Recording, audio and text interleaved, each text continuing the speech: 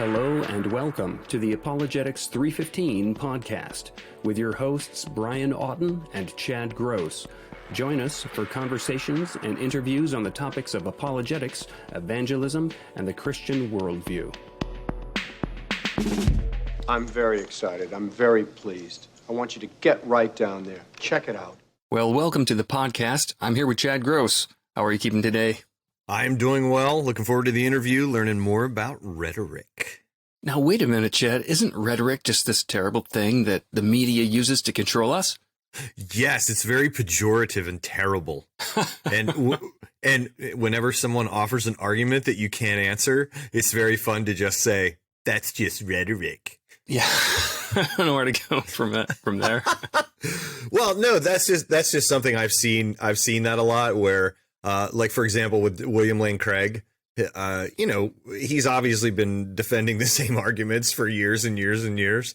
And I've seen people respond to just say, well, WLC, he's all rhetoric. And it's like a way of avoiding actually having to deal with the premises of an argument. Is you can just claim, oh, it's all rhetoric, which is another way of saying, it's all persuasion, but there's no substance to it. Yeah. There's this idea that rhetoric, as I see it, there's this idea that there's no logic involved. There's no truth involved. It's simply spin or manipulation or persuasive techniques to make you sound good or, appeal to people's emotions or that sort of thing in order to win an argument that you wouldn't win otherwise.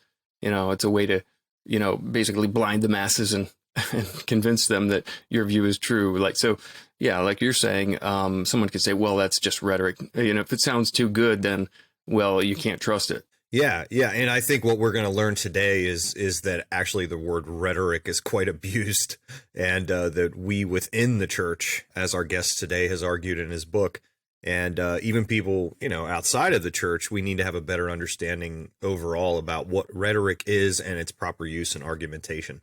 Yeah, I like rhetoric in the sense of maybe there's like three categories of rhetoric: ethos, pathos, logos. Talking about character, maybe you'd say feeling or emotion, and then the logic of your argument.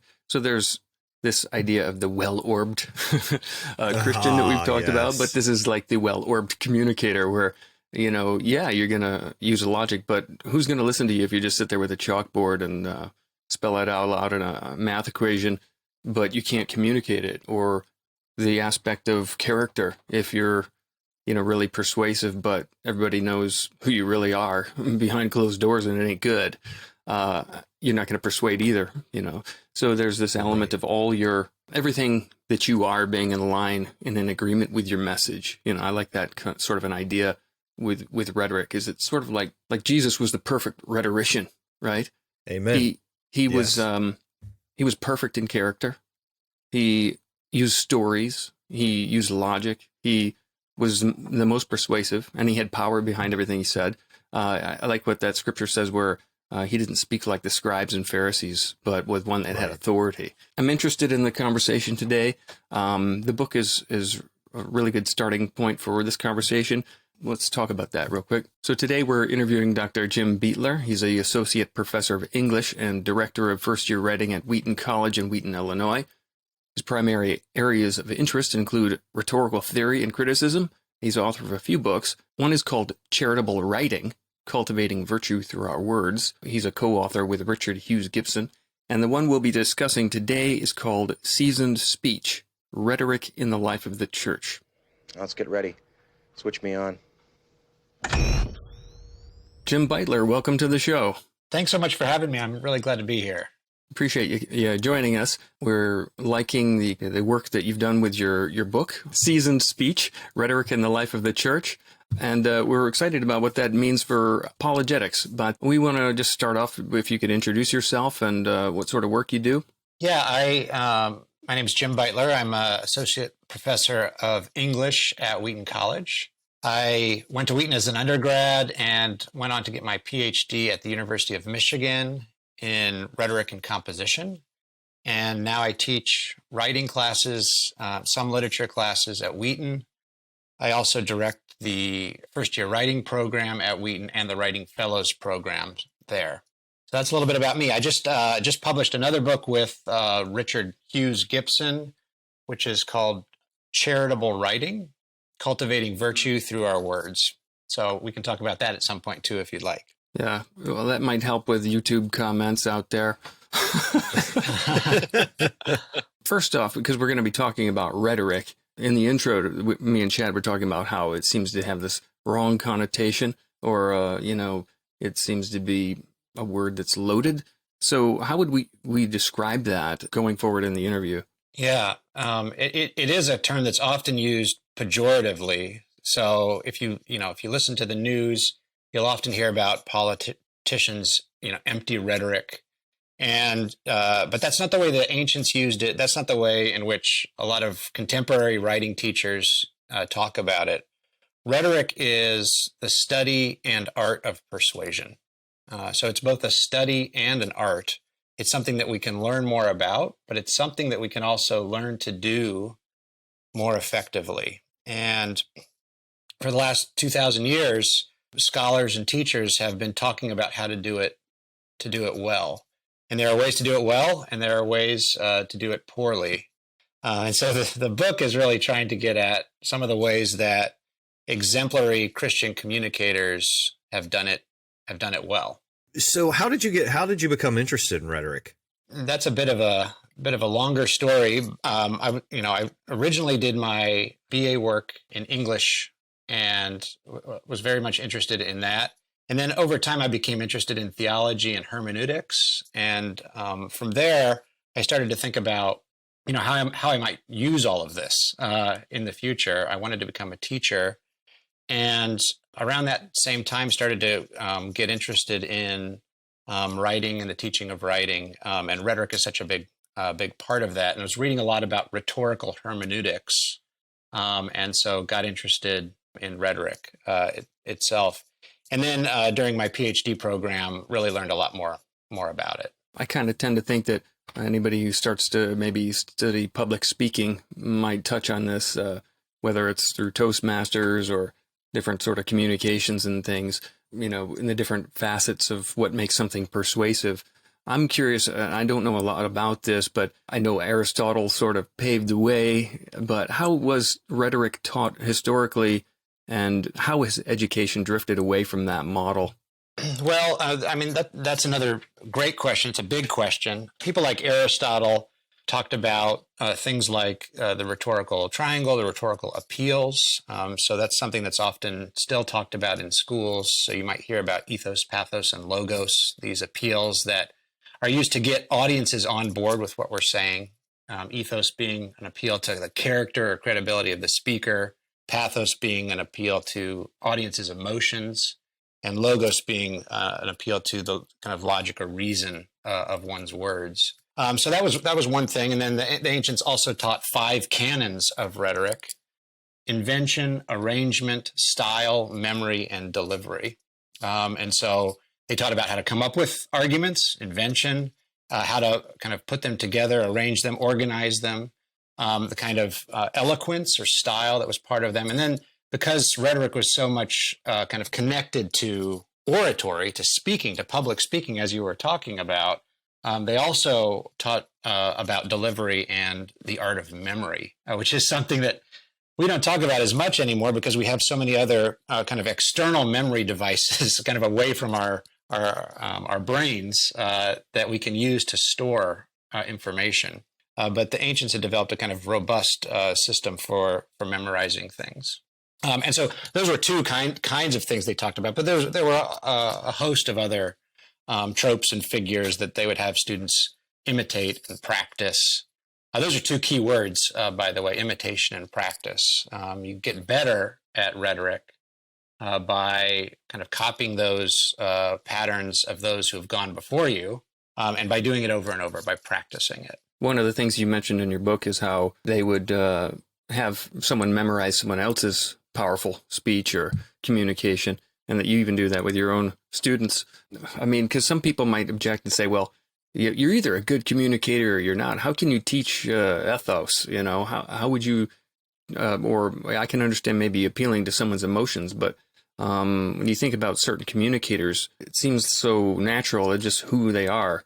So maybe I think maybe Christopher Hitchens, for example, seemed to be rhetorically powerful in many ways, but at the same time, I can't imagine him sitting down and trying to come up with his style. He's just who he was, So what are your thoughts on that?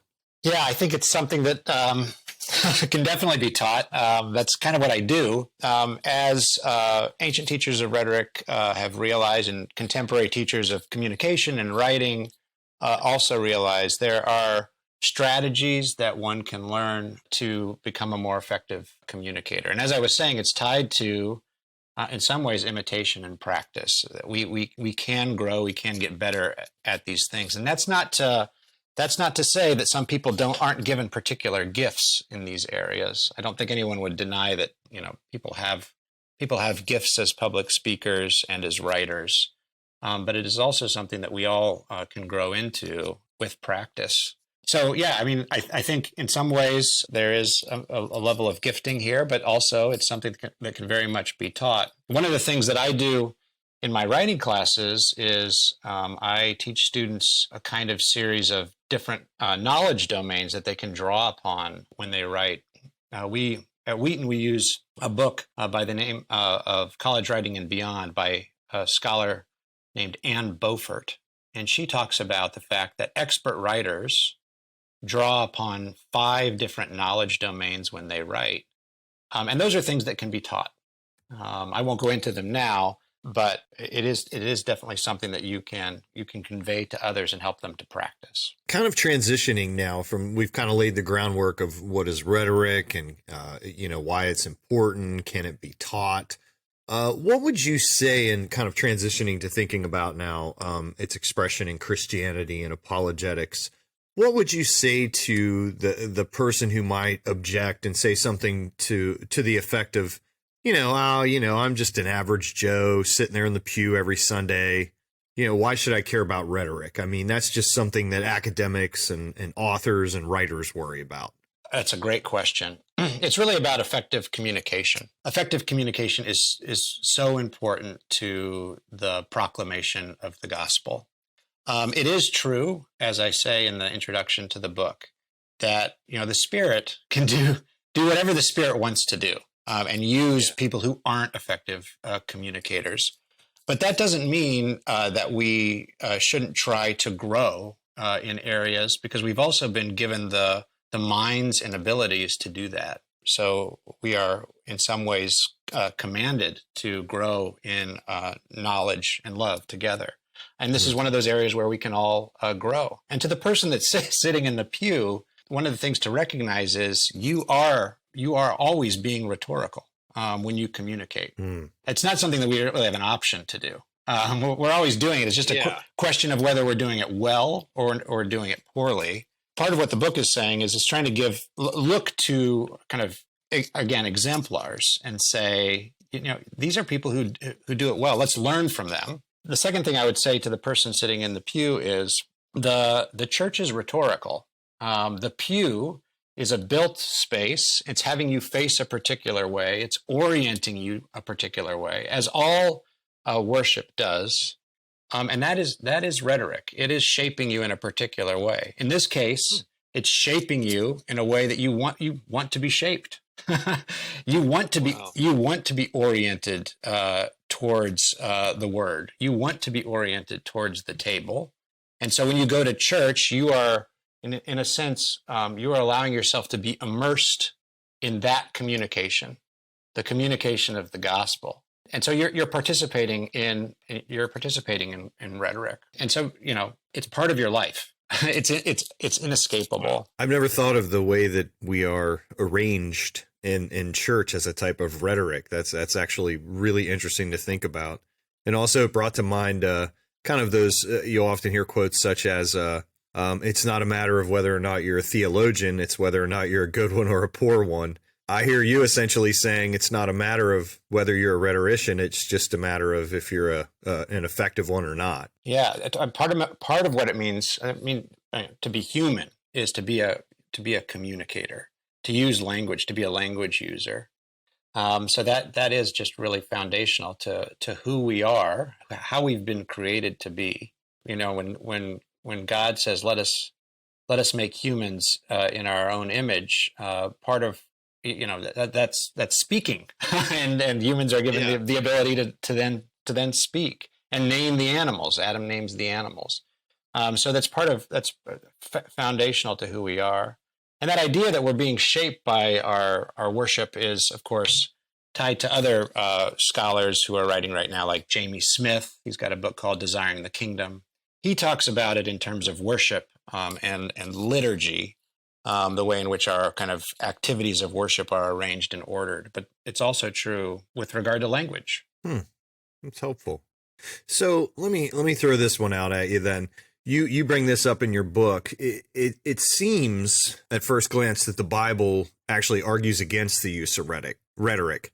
So in 1 Corinthians 2, verses 1 through 5, the Apostle Paul writes, "When I came to you, brothers, I did not come proclaiming to you the testimony of God with lofty speech and wisdom." And then he goes on to say that his words were not in plausible words of wisdom, but in demonstration of the Spirit and of power, so that your faith might not rest in the wisdom of men, but in the power of God. So it seems here that one could read this as Paul being kind of skeptical of rhetoric or discouraging rhetoric. So how would you respond to that? Yeah, I mean, it's great. I maybe say something a little different than what I said in the book, but you can also, check out the book too. Your listeners can check out the book too.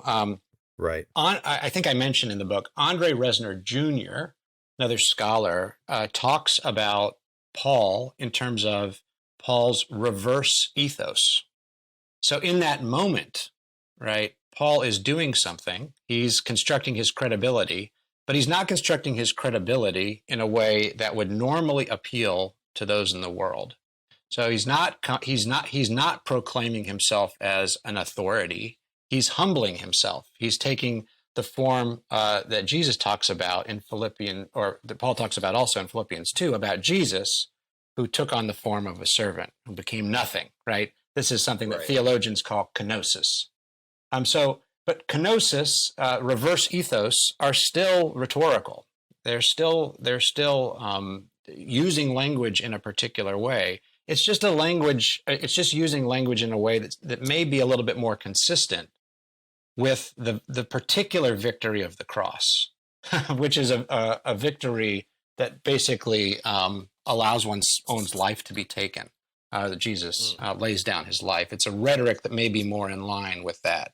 So I don't think that Paul is saying, don't be rhetorical. It's just more like be rhetorical in a way that aligns with the mission and ministry and ultimately the death and resurrection of Jesus Christ.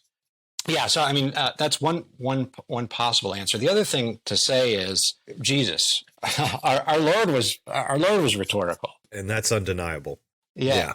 I mean, so what a storyteller. So parables are one example of this, and then another example, which Richard Hughes Gibson and I talk about in Charitable Writing, is the only time we really get Jesus writing, which is from the episode of Jesus writing in the dust. A woman accused of adultery, and Jesus bends down and basically stops her accusers by taking a pause and writing in the dust. And though we don't know exactly what he said, there's just no doubt that act of writing was indeed rhetorical, because it really kept the woman's accusers at bay. She was not stoned. And then he's able to say, "Who's left to accuse you?" And she says, "No one, sir." And he says, "I don't accuse you either. Go and sin no more." Really powerful words. Well, I want to talk a bit about how you lay out the book. So you choose to focus on the rhetorical skills of 5 Christians from church history. So you've got C.S. Lewis, Dorothy Sayers, Dietrich Bonhoeffer, Desmond Tutu, Marilyn Robinson. You point out in the book that, you could scarcely read all the great rhetoricians from church history in their lifetime. So what was your goal in choosing these particular persuaders, and how you laid the book out? How is this book structured? Yeah, that's a great question. One of the answers to this question is, I just wanted to learn more about these figures. When you write something like this, you are the one that probably benefits most from it, and you become a learner. And so I wanted to learn about these 5. I also wanted to do some justice, or try to do some justice to some key concepts in the rhetorical tradition. So I wanted to really focus in on the concept of ethos or credibility, and kind of touch on rhetorical concepts that were related to this notion of credibility or character. And I found that each of these 5 figures allowed me to get at that in a different way. So I'll just give you one example, or maybe 2 very briefly. C.S. Lewis, he was a master of the notion of goodwill, practicing goodwill towards one's audience. And so I wanted to illustrate that point, and C.S. Lewis seemed to be a good person to do that. Similarly, Dorothy L. Sayers, for example, she produced radio plays, and she was just very skilled at allowing people who could not see you, this is over the radio, to see what was going on in their mind's eye. So she was very skilled at the art of vivid depiction. So part of what I wanted to do then in the book was, again, just kind of tell the story of rhetoric a bit through these key concepts. And then the last thing that I wanted to do, and I had a colleague tell me that the book is a little bit like a Rubik's Cube because there's so many kind of interlocking parts, and I tried to have these interlocking parts. But the last thing I wanted to do was also kind of think about some of the seasons of the church year that we often celebrate. So Christmas, Easter, and I have each of the chapters are kind of devoted to one of those seasons. And the reason I did that was kind of goes back to your statement about the ordinary person in the pew. The reason I did that is I wanted to kind of make the argument that the church's practices of worship are indeed rhetorical. And not only that, but worship is giving us all of these resources for Christian witness. So, speaking about apologetics, where do we look to? Well, part of the place, of course, we look to when thinking about the proclamation of the gospel is the scriptures, but we also have all of these structures that we've established based on the scriptures that provide us with resources for sharing the good news. And hymns are a great example of this. If you think about all of the wonderful Christmas or Easter hymns that there are. So I wanted to make that case in the book that witness and worship are interconnected, essentially. And so that's why the book is called Seasoned Speech, and that's another kind of layer for the 5 figures, essentially. So one of the things I thought was interesting in the book that you point out, because I'm a fan of C.S. Lewis. I guess most Christians who are familiar with apologetics kind of can't not be, in a sense. And one of the things you point out is that historically he's not necessarily thought of as a rhetorician, and that there hasn't really been a lot of major works done on him as a rhetorician. I thought that was really interesting. But you mentioned this already, but you talked about how he had this rhetoric of goodwill. Can you kind of, and I know there's a lot here to unpack, but can you kind of define that for us and then talk about a bit how us in the church today can learn from Lewis in that way? Yeah, I think about goodwill as essentially sharing one's good sense or one's knowledge, what one knows, with one's audience, and doing so forthrightly, doing so in a way that is honest, doing so in a way that is clear. And in Lewis's case, Lewis was, of course, an amazing communicator. He wrote in multiple genres, as your listeners know. Not only children's books, but essays, and not only essays, but scholarship. And so he was communicating through a variety of genres in a variety of venues. And so one of the things that he did was he was very concerned with audience awareness. He knew whom he was speaking to. And he actually advocated for that in some lectures he gave, talking about the need to really get to know one's audience, the kind of language that they're using, so that one can reach them well. And in some ways, we might kind of think about his writing life as very much all about that, trying to write for children. What does it mean to write for children? Well, in Lewis's case, he he wrote for children in ways he thought would also be suitable for adults, but and it turned out to be so. But he would get to know his audience before speaking. That is practicing goodwill. Another thing that Lewis was really concerned about was the art of translation.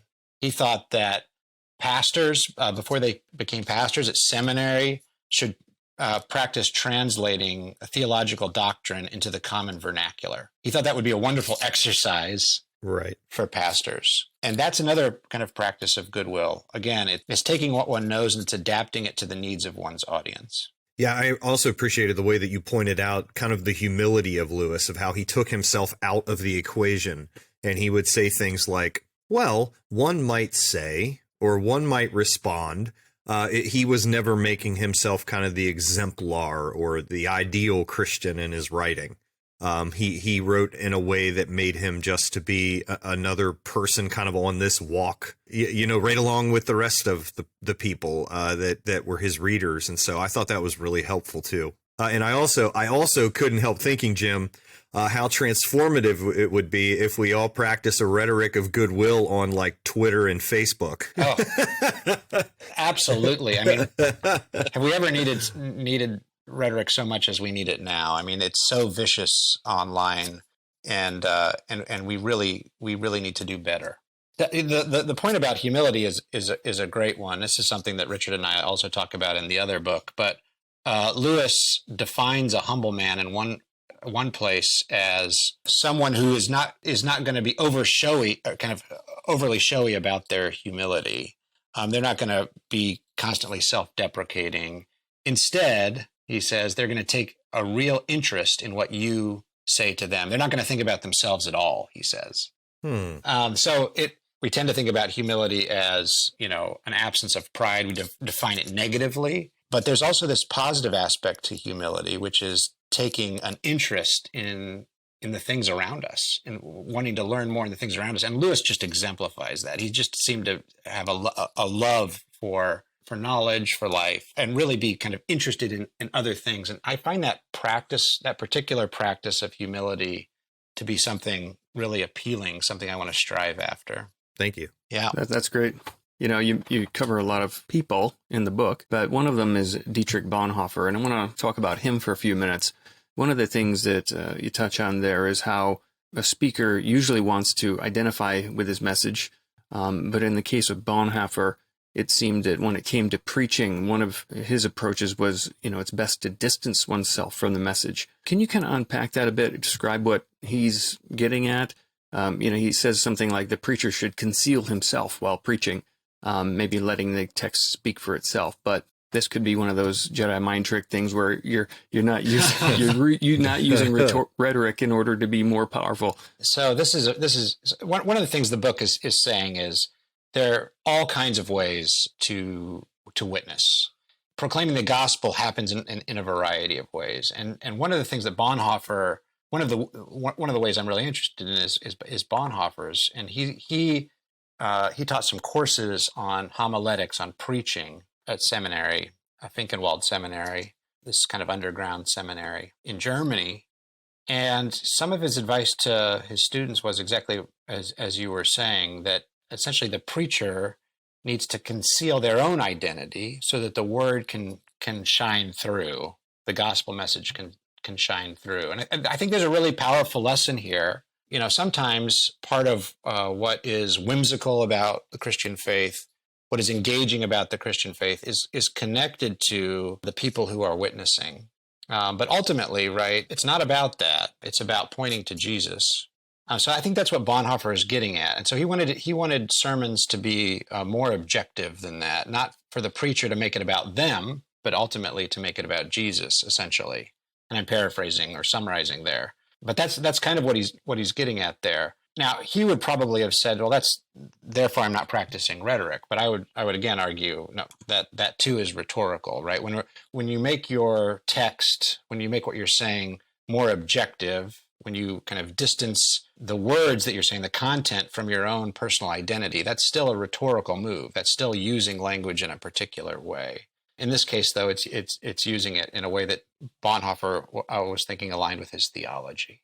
So really, in this case, you could say that he was using rhetoric appropriately according to his view of scripture and the importance that it needs to take front and center place. So he's like, I'm going to step back, let it speak for itself. I don't want to dilute it. I don't want to distort it.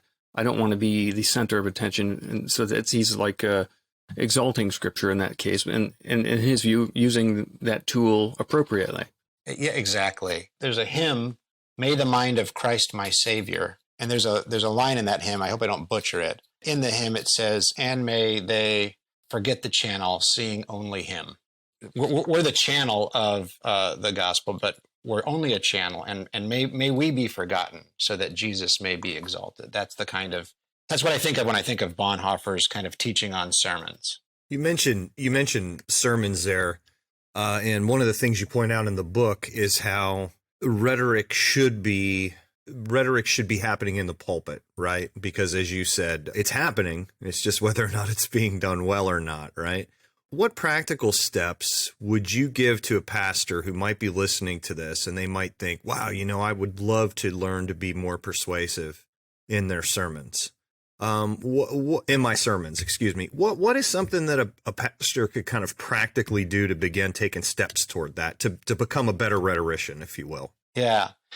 Well, I could talk about it, answer this in a number of different ways, but I think one of the most helpful things for thinking about growing as a communicator is to just kind of have it front and center in your mind about the kinds of things that you're doing when you preach.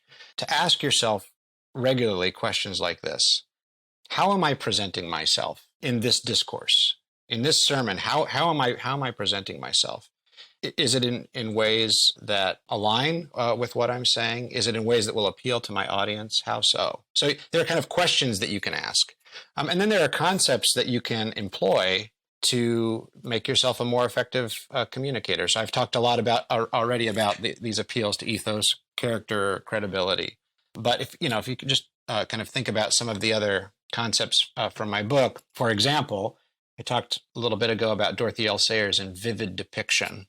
When you are telling a story, right, from the pulpit, how might you tell it in a way that uses more description and narration, for example? That can be a way of actually drawing one's listener in and making what you're saying even more powerful. So the rhetorical tradition has lots of tools like this for essentially making one a more effective communicator. And there are classes in rhetoric, writing, homiletics, sermons that one can take in that regard too. Yeah, so I hear you essentially saying that there are some very easy practical ways of just some adjustments and thoughts and kind of analyzing of a sermon that can be made generally pretty quickly to become a little bit more persuasive. But if they want to take the next step, then there are certainly resources like your book and classes and things like that. Absolutely. And as I was listening to you say all those things there, I was also reminded it really doesn't hurt to watch oneself with people one trusts preaching and just go through it kind of point by point and talk about it, discuss what one is doing. That can be a really, really effective practice for pastors to be involved in. It's something that teachers often do, and I know pastors get a lot of feedback on their sermons. So maybe that's not as necessary as it is with teachers, but it can be a really useful practice to analyze with friends what one is doing and how one might improve. I'm seeing rhetoric as this tool set, and it's as I would understand it, there are all these things that may or may not be persuasive to your particular audience, but they're all at your disposal. And it's just a matter of the communicator to discern and become a better discerner, perhaps, of knowing their audience or finding out how to know their audience, knowing what would persuade them. And then, I don't know if you could say, trying to be naturally use those tools without being contrived. Because it seems to me like somebody could just say, oh, well, I'm going to stir up some emotions in people, or I'm going to really appeal to logic, make my arguments airtight. But it seems like the moment that you become obviously trying too hard, then you're going to lose something that way as well. So there's this comfort level that someone has to have, and just a general understanding of how they're coming across that would help them to be just better communicators? Maybe someone who's tripping over their words is going to be more persuasive than someone who's polished. If it's coming from a humble heart and a real concern for someone, if talking to someone in an evangelistic conversation. What are your thoughts on that and how I'm thinking through that? Yeah, I'll start with the second part first. That is, if somebody's tripping over their words and they have a humble heart, again, God can work in whatever way God wants to work, and ultimately it's God that's doing this, and it's God who is bringing people to Himself. Again, that doesn't discount the fact that we can't grow we can grow in these areas, but so your listeners should not be dismayed if they're not exemplary communicators. First of all, they can grow. Second of all, the Spirit will blow where the Spirit wishes. So that's just a point of encouragement. Second of all, yes, rhetoric, to your first point, rhetoric is a tool set. And it is about kind of thinking about what's appropriate at a given time. And part of what it means to speak appropriately is to speak with integrity. So it's not about being deceptive. The fact that I'm thinking about how I appeal to my audience's emotions doesn't necessarily have to be deceptive. My audience has emotions, and I have emotions. One of the things that Dorothy Sayers, one of the concepts she talked about with regard to vivid depiction was the speaker feels it so much that they bring the audience on board. So there's an integrity to the communication there. Back to the tool set thing, Aristotle didn't define rhetoric as the study and art of persuasion. His definition was a little bit different. For Aristotle, rhetoric was the ability to find all of the available means of persuasion, all of the different ways in which one could be persuasive. And then one could make some choices about how to be most persuasive. So it was more about kind of thinking about all the possibilities. And I think that's really helpful, right? I can do this or I can do that in order to persuade, and then just to make some choices. But once one starts to think about it, there's the chance that one will be more effective at communicating. A quote comes to mind that I think is attributed to John Wesley. So John Wesley would say something along the lines of, "I set myself on fire and people just come to watch me burn," in response to how people would come to his rallies and his preaching. So what is your thought on that? So I haven't heard that quotation before. I'd love to know more about the context for it, because my guess is that he would contextualize it kind of appropriately and talk about the fact that ultimately it's not about him burning or him setting himself on fire, for that matter. It's more about what the Spirit is doing, or what the Lord is doing through him. And so it's hard to comment without knowing a lot of the context. If I just had the quotation, yeah, I would say that sounds a little self-referential. But again, I think there's probably a lot more there. And if you look against the balance of his sermons and works and all of that, you'd have to say for sure that would be his position. That it really is. It's the Lord that sets us on fire, isn't it? Mm-hmm. To the extent that our light shines, it's the Lord's light that is shining, and that's what's appealing to people, not Mm-hmm. our light. I think one of the things that this has been helpful for me, with your book and just even talking today, has been this idea that, and we talked about it a little bit on our intro before you actually hopped on, was this idea that, you said it in the beginning, that rhetoric is typically thought of as pejorative now, and it's almost used as a negative adjective, or a negative description of somebody. And this kind of just brings me back to the idea that we live in a broken world. And when we're left to ourselves, things are going to become, we're going to operate and use them in the flesh. And so that we need to be rhetoricians that are Spirit filled in order for rhetoric to take its proper place in the way that we share the truths of the gospel. That's really well said. I agree. Thank you. I was wondering, talking about, you said earlier in the interview that some important words in rhetoric are imitate and practice. I love that. But I was thinking, who are a couple modern thinkers that you see that you would say are effective rhetoricians that Christians could look to and kind of imitate? Well, I'll answer this in a couple. I mean, some of them are in the book. So right. So I mean, sure. Marilyn Robinson is a novelist. but her novels are just absolutely beautiful. And that emphasis on beauty is something that I think we need to continue to think about as Christians. I'm taken with a book by Andy Crouch called Culture Making. And in that, he talks about the fact that, it's not really about Christians setting themselves against culture, but it's about making culture. Christians need to be makers of culture. Right. And so I think Marilyn Robinson does that so amazingly. So, just learning, just reading her things and learning from her is, I think, a great thing to do. One of my other heroes, also in the book, is Desmond Tutu.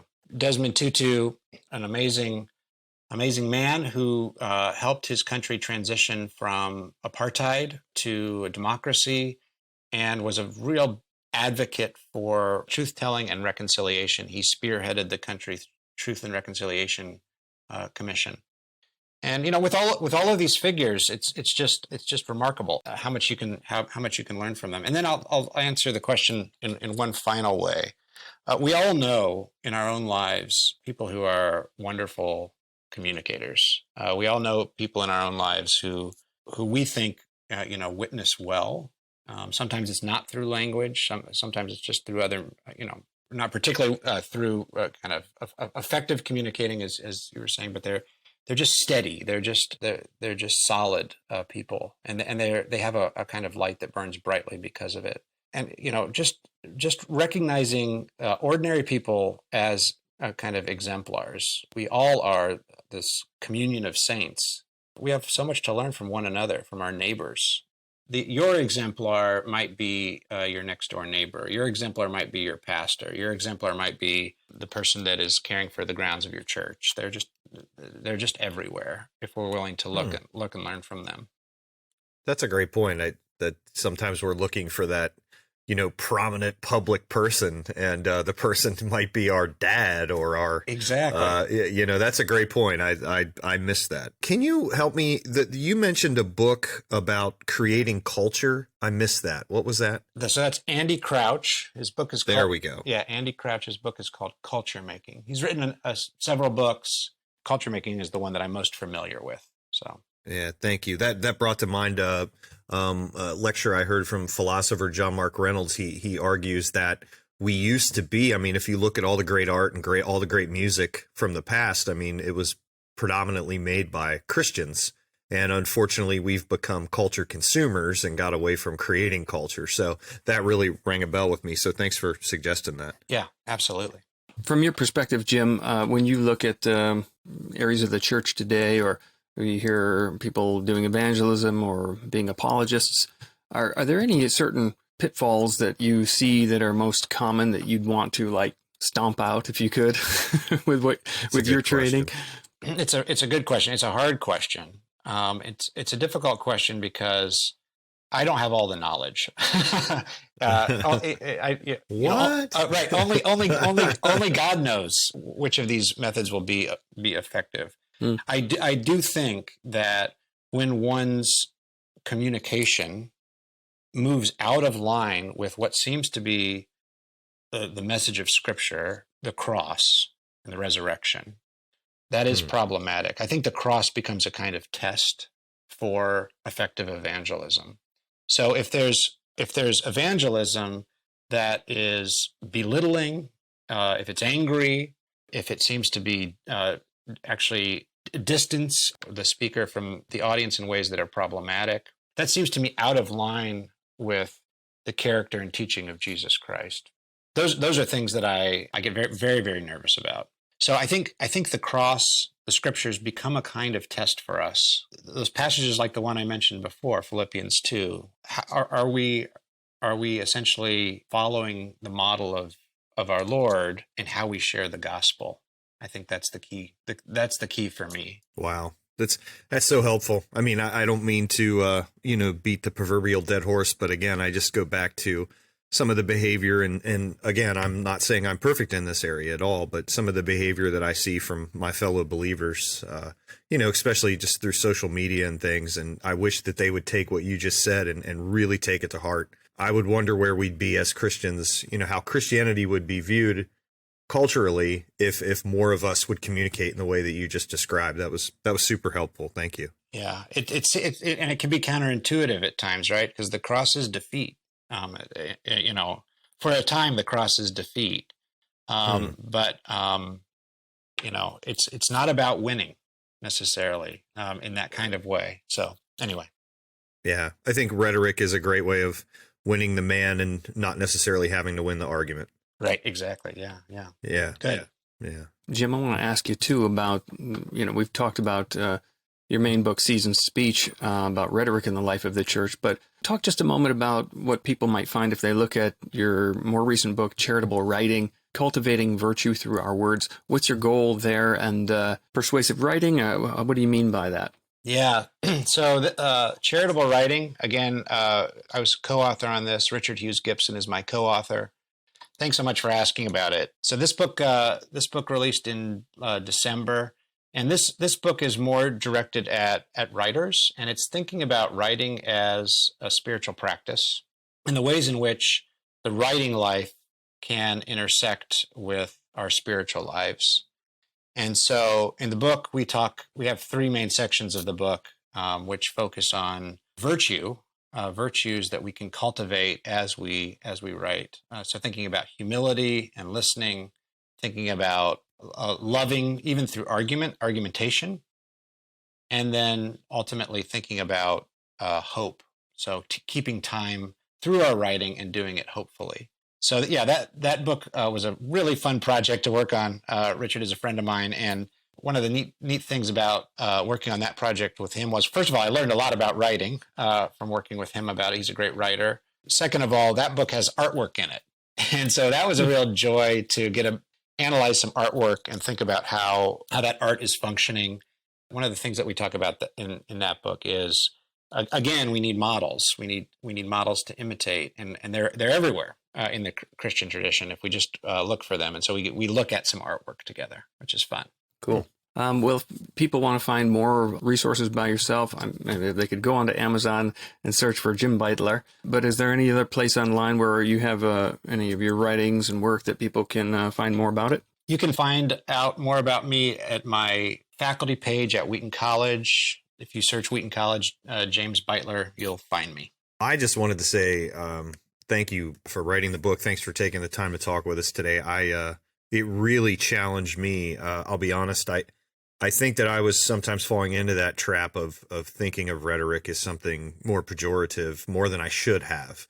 And you've really challenged me to think about it differently and think about my own skills as a rhetorician, and just that idea of it being cross-centered and resurrection-centered. It was just very helpful, and just thanks a lot for your time. Oh, thank you so much. This has been such a pleasure. So great to talk to you guys, and yeah, I'm just very grateful. Well, thank you.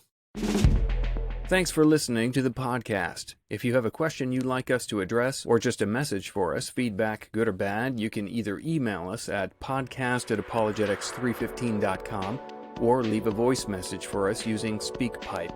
Just go to speakpipe.com/apologetics315 to leave us a message.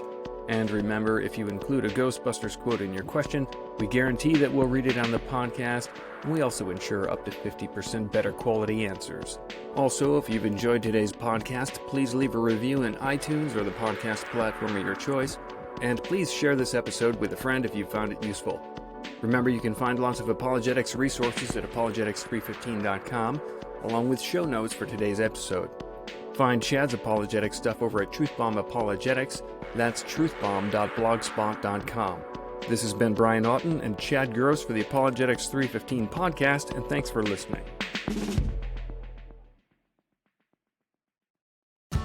As a parent, no 2 days are ever the same. At Care.com, you can find trusted and flexible sitters to help manage your family's ever-changing schedule. Care.com can even help you out with housekeepers, dog walkers, senior caregivers, and more, so you can find care for all you love. And 100% of caregivers who use Care.com have been background checked with CareCheck, a key first step in hiring confidently. To get the help you need to make it all work, sign up now and find a great sitter at Care.com. Let's go shop small. Let's go into town and lose track of time. Let's go grab a bite with double everything. Let's try getting dressed up again. To see all the familiar faces. Hey, how's it going? Let's go pick up our chat where we left it. Because there's nothing like shopping small. Let's go now. Then let's go again. Let's go shop small with Amex.